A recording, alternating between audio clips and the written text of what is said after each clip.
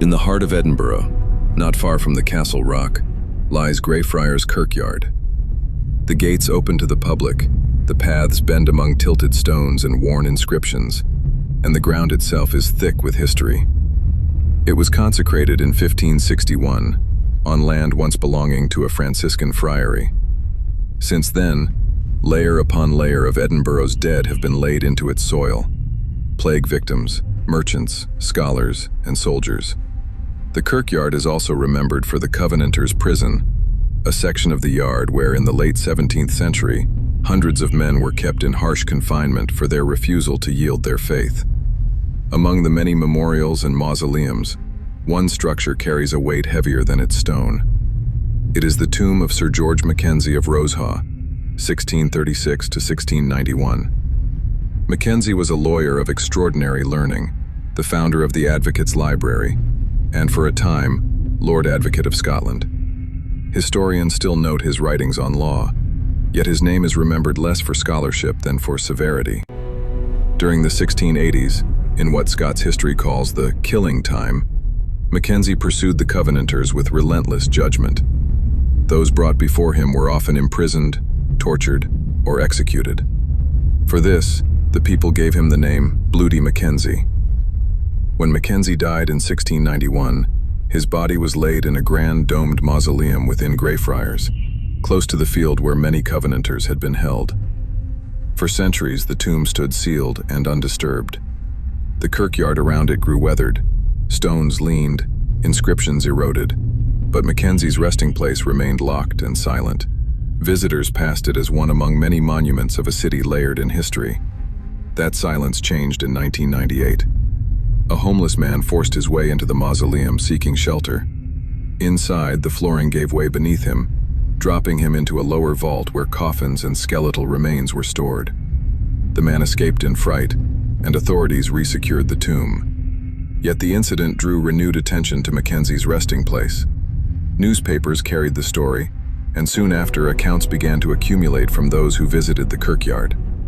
Tourists, locals, and especially participants in the organized nighttime walks reported experiences they struggled to explain. Some fainted suddenly at the gates of the Covenanters' prison or beside Mackenzie's tomb.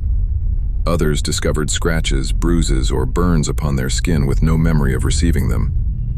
There were accounts of choking sensations, sharp cold against the body, or overwhelming dread that forced them to flee. Tour companies, particularly the operators of the City of the Dead tours, kept incident logs recording hundreds of such reports. Medical explanations have been offered. Fainting can be caused by shock, dehydration, or suggestion. Cuts and bruises may come from stumbling in the dark or brushing against rough stone. Fear itself is powerful, and Greyfriars, with its plague pits, its history of persecution, its heavy air, provides fertile ground for imagination to run. Photographs said to show distortions are usually inconclusive. Academic studies have not confirmed any paranormal presence. What is certain is that Greyfriars Kirkyard holds more than ordinary stillness. Its ground contains one of the largest plague burial sites in Scotland. The Covenanters' prison is remembered as an open-air jail, where hundreds endured hunger, exposure, and death. Sir George Mackenzie's tomb stands directly above this history. A man once hated in life now linked to a place of suffering. Whether the reports are read as paranormal, psychological, or cultural, they continue in remarkable numbers, giving the site its reputation as one of the most active modern haunting locations in the world. Today, the mausoleum remains locked, its ironwork firm against intrusion. By daylight, Greyfriars is a place of quiet reflection, often visited by dog walkers, students, and tourists tracing the city's past. By night, groups gather at the gates for lantern tours. They walk the winding paths, pause in the Covenanters' prison, and stand before the sealed mausoleum of George Mackenzie. Some leave with photographs and a story retold with nervous laughter. Others leave shaken, carrying marks or memories they cannot explain. The name given to this phenomenon is the Mackenzie Poltergeist.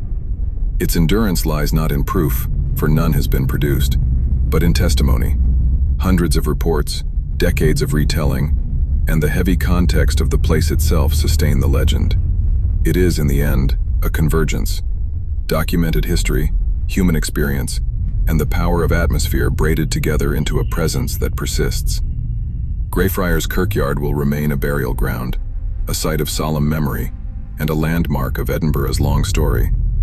The Mackenzie Poltergeist, whatever one chooses to believe, stands as a reminder that history does not rest quietly, and that the boundary between memory and haunting is often thinner than the stone that seals a tomb.